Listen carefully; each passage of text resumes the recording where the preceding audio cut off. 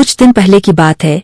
एक सुंदर सी लड़की जो कि शादीशुदा थी, अपनी बेटी की जिद करने पर उसे चिड़ियाघर घुमाने ले गए। कदकाठी से काफी आकर्षक दिखने वाली वो युवती भले ही सांवली थी, पर उसके चेहरे का नूर हर किसी को अपनी ओर एक नजर देखने को मजबूर कर ही देता था। काले घने लंबे बाल जो कि उसकी कमर तक जाते थे, उसके सौंदर्य में निखार लाने का काम कर रहे थे।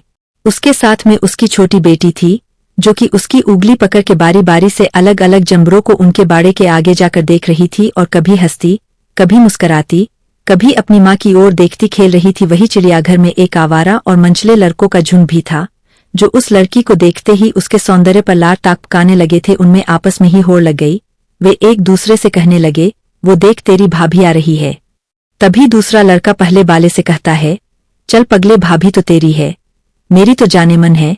ऐसे भद्दे और अश्लील कमेंट्स करते हुए वे लड़के उस लड़की के आगे पीछे घूमने लगते हैं।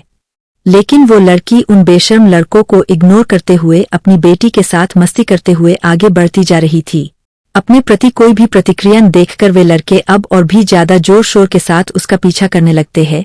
एक लड़का जो सबसे ज्यादा जोश में था, आगे जाकर शेर के बाड़े वाले पिंजरे की छत पर कूद कर बैठ जाता है और गाना गाने लगता है, तेरा ध्यान किधर है, तेरा हीरो इधर है। उसकी ओर कुछ इशारे भी करने लगता है। लड़की को अभी भी उसका गाना तनिक भी विचलित नहीं कर रहा था। ऐसा लग रहा था मानो उसे कोई फर्क ही नहीं कि ये क्या कह रहे हैं। वो तो बस अपनी बेटी के साथ मस्ती करने में मस्त थी। लड़की का ध्यान अपनी ओर आकर्षित करने के चलते जो उछल कूद कर रहा था, वो गलती से शेर के बाड़े में अंदर जा गिरा। अचानक से ये क्या हुआ उसे खुद कुछ समझ नहीं आया, लेकिन जब उसे होश आया कि वो शेर के बाड़े में गिर चुका है, उसके पैरों तले जमीन खिसक गई। उसका गाला सूखने लगा। वो चिल्लाना चाह रहा था, लेकिन उसकी आवाज उसके गले में ही दाब के रह जा रही थी। बहुत कोशिश करने के बाद वो अपने दोस्तों से मदद के लिए गुहार लगाने लगा, भाई प्लीज मुझे बचा लो दोस्त। लेकिन कोई भी उसकी मदद करने के लिए आगे नहीं आ रहा था। दूसरी ओर जैसे ही शेर ने देखा कोई उसके बाड़े में आ गया है, शेर धीरे धीरे दबे पैर आगे बढ़ने लगता है। शेर के चेहरे और उसकी आंखों का खौफ देखते ही लड़के का हाल बेहाल हो गया था। उसे तो लगा था शायद ये उसकी जिंदगी का आखिरी दिन होगा। बाड़े के बाहर बहुत से लोगों की भीड़ इकट्ठी हो जाती है और सब लोग उसे बाहर आने के लिए चिल्लाते हैं, लेकिन आगे बढ़ के कोई भी उसे बचाने के लिए नहीं आता है। शेर आगे बढ़ रहा था, तभी भीड़ में से आगे आते हुए उस लड़की ने अपनी शादी का एक किनारा जल्दी से बाड़े में फेंका और चिल्लाकर कहा, जल्दी से पकड़ो। लकड़ी ने अपनी पूरी साड़ी उतार दी और बाकी लोगों की मदद से एक छोर पकड़े रही। दूसरे छोर को पकड़ के वो लड़का किसी तरह से अपनी जान बचने में कामयाब हो गया। जैसे ही वो बाड़े की दीवार कूद के बाहर आया, वहां पर मौजूद सिक्योरिटी गार्ड ने गरजते हुए कहा, तुम्हें होश भी था कि तुम क्या कर रहे थे इस खूंखार शेर के बाड़े के पास?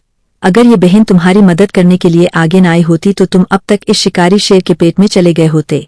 सिक्योरिटी गार्ड की बात सुनकर उसने एक नजर अर्धनग्न ब्लाउज और पेटीकोट में खड़ी लड़की की ओर की। वो मन में सोचने लगा, ये सिक्योरिटी गार्ड सही ही तो कह रहा है, ये मेरी बड़ी बहन जैसी ही तो है, बल्कि उससे भी ज्यादा है। एक बहन ही तो है जिसने अपने भाई की जान बचाने के लिए अपनी इज्जत की परवाह किए बिना अपनी देह से साड़ी उतारकर मेरी रक्षा की। लड़के ने हाथ जोड़े और उस लड़की के पैरों में गिरते हुए माफी मांगने लगा, बहन मुझे माफ कर दो, मैं कुछ देर के लिए भावनाओं में बह गया था और अपनी मर्यादा को भूल गया था। मुझे माफ कर दो, आपने अपनी इज्जत की परवाह किए बगैर मेरी जान बचाने के लिए अपनी साड़ी तक उतार दी। आगे से मैं किसी भी महिला को अपनी माँ और बहन की नजर से ही देखूंगा। उस लड़की ने अपने पैरों में पड़े लड़के को पकड़ के उठाया और मुस्कराते हुए कहा, भाई, किसी भी स्त्री की इज्जत उसके बदन पर लिपटे चंद वस्त्रों में नहीं होती और नहीं उसके किसी विशेष अंगों में होती है। ये हम इंसानों की मानसिक विकृति है जो उसे जबरन इज्जत के साथ जोड़ के देखते हैं, जबकि सच्चाई तो ये है कि स्त्री इज्जत तो उसके आचरण, उसके चरित्र से जुड़ी होती है। उस सुंदर सी दिखने वाली लड़की के आकर्षक मुख से इतनी मर्यादित और भावपूर्ण शब्द सुनकर वहां मौजूद भीड़ तालियां बजा उठी। मोरल ऑफ द स्टोरी, हमें स्त्रियों, महिलाओं का सम्मान करना चाहिए कि उन्हें किसी ऑब्जेक्ट की तरह ट्रीट करना चाहिए।